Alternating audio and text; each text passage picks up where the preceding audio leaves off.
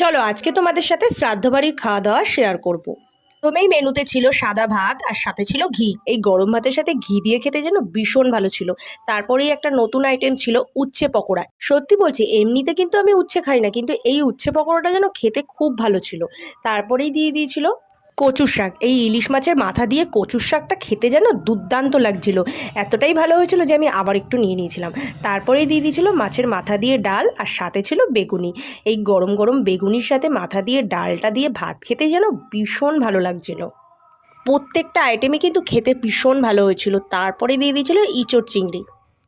ইঁচড়টা দেওয়ার সাথে সাথে আমি বেছে বেছে চিংড়ি মাছটা খুঁজছিলাম।